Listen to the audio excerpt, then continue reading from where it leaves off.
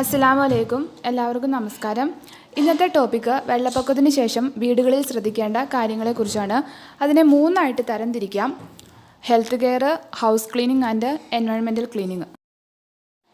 ഇതിൽ ആദ്യത്തേത് health care അഥവാ ആരോഗ്യ സംരക്ഷണമാണ്.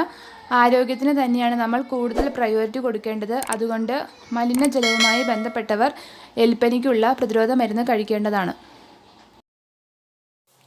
കൈകാലുകൾ വൃത്തിയാക്കുന്നതിന് വേണ്ടി ക്ലോറിനേറ്റ് ചെയ്ത വെള്ളം മാത്രം ഉപയോഗിക്കുക. പനിയോ മറ്റ് രോഗലക്ഷണങ്ങളോ കണ്ടു കഴിഞ്ഞാൽ ഉടൻ തന്നെ ഒരു ഡോക്ടറെ സമീപിക്കുക. തിളപ്പിച്ചാറിയ വെള്ളം 2 മുതൽ 3 ലിറ്റർ വരെ കുടിക്കുക. വെള്ളം തിളപ്പിക്കുമ്പോൾ 5 മിനിറ്റെങ്കിലും മിനിമം തിളപ്പിക്കുക. എന്നാൽ മാത്രമേ അതിനകത്തുള്ള അണുക്കൾ നശിക്കുകയുള്ളൂ. വെള്ളം തിളപ്പിക്കുമ്പോൾ തുളസിയില, മല്ലിയില, കുരുമുളക് എന്നിവ ഇടുക. എന്നാൽ പ്രതിരോധശേഷി വർദ്ധിക്കുന്നതായിരിക്കും. ബ്രസ്റ്റ് ഫീഡിംഗ് കൊടുക്കുന്ന അമ്മമാരാണെങ്കിൽ അത് തുടരാൻ പ്രത്യേകം ശ്രദ്ധിക്കണം. അതിനു വേണ്ടിയിട്ട് പ്രോട്ടീൻ ധാരാളം അടങ്ങിയ ഫുഡ് കഴിക്കുക. കിണറ്റിലെ വെള്ളം അണുവിമുക്തമാക്കിയതിന് ശേഷം മാത്രം ഉപയോഗിക്കുക. അതിനു വേണ്ടിയിട്ട് 1000 ലിറ്റർ വെള്ളത്തിൽ 5 ഗ്രാം ബ്ലീച്ചിങ് പൗഡർ എന്ന അളവിൽ ലായനി തയ്യാറാക്കാം. ഇത് ബക്കറ്റിലാക്കി കിണറ്റിലിറക്കി വെള്ളവുമായി നന്നായിട്ട് യോജിപ്പിക്കുക. വാട്ടർ ടാങ്കിലെ വെള്ളം മുഴുവൻ കളഞ്ഞ് വൃത്തിയാക്കിയതിന് ശേഷം വീണ്ടും വെള്ളം നിറയ്ക്കുക. പാത്രങ്ങൾ തണുത്ത വെള്ളത്തിൽ ആദ്യം കഴുകുക. എന്നിട്ട് ഡിറ്റർജൻറ്റ് ഉപയോഗിച്ച് കഴുകുക.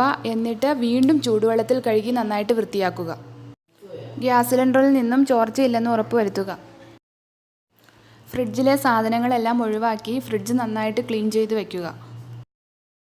ഇനി അടുത്തത് ഹൗസ് ക്ലീനിങ് ആണ്.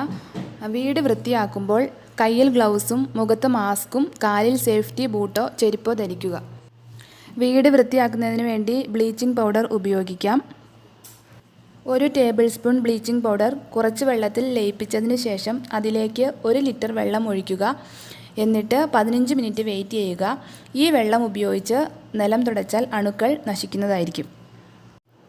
മുറികളിൽ ഫ്രഷ് എയർ കിട്ടാൻ വാതിലുകളും ജനലുകളും ദീർഘനേരം തുറന്നിടാം.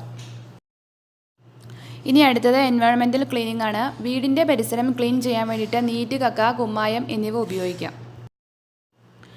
ഇതിൽ ഒരു ടോപ്പിക്കും കൂടി ഉൾപ്പെടുത്തിയിട്ടുണ്ട്. അതായത് എലിപ്പനിയെ പ്രതിരോധിക്കാൻ ഡോക്സിസൈക്ലിൻ ഗുളിക എങ്ങനെയാണ് കഴിക്കേണ്ടതെന്ന്. ഈ ടാബ്ലറ്റ് അഡൽറ്റിന് 100 mg 2 ടൈംസും 8 മുതൽ 12 വരെ ഏജുള്ള കുട്ടികൾക്ക് 100 mg 1 പ്രാവശ്യവും 2 മുതൽ 8 വയസ്സ് വരെയുള്ള കുട്ടികൾക്ക് ഡോക്ടേഴ്സിൻ്റെ അഡ്വൈസ് പ്രകാരവുമാണ് കഴിക്കേണ്ടത്. 2 വയസ്സിൽ താഴെയുള്ള കുട്ടികളും പ്രഗ്നൻ്റ് ആയിട്ടുള്ള അമ്മമാരും ബ്രസ്റ്റ് ഫീഡിംഗ് കൊടുക്കുന്ന അമ്മമാരും ഈ ഗുളിക കഴിക്കാൻ പാടുള്ളതല്ല.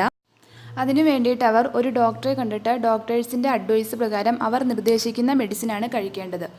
ഈ ടാബ്ലറ്റ് സർക്കാർ ആരോഗ്യ കേന്ദ്രങ്ങളിലും ഹെൽത്ത് വർക്കർ വഴിയും നമുക്ക് ലഭിക്കുന്നതാണ്. ഈ ടോപ്പിക്ക് നിങ്ങൾക്ക് എല്ലാവർക്കും ഇഷ്ടപ്പെട്ടെങ്കിൽ ലൈക്ക് ചെയ്യുക, ഷെയർ ചെയ്യുക, അതുപോലെ തന്നെ സബ്സ്ക്രൈബ് ചെയ്യാനും മറക്കരുത്. അടുത്ത ടോപ്പിക്കുമായി വീണ്ടും കാണാം. താങ്ക്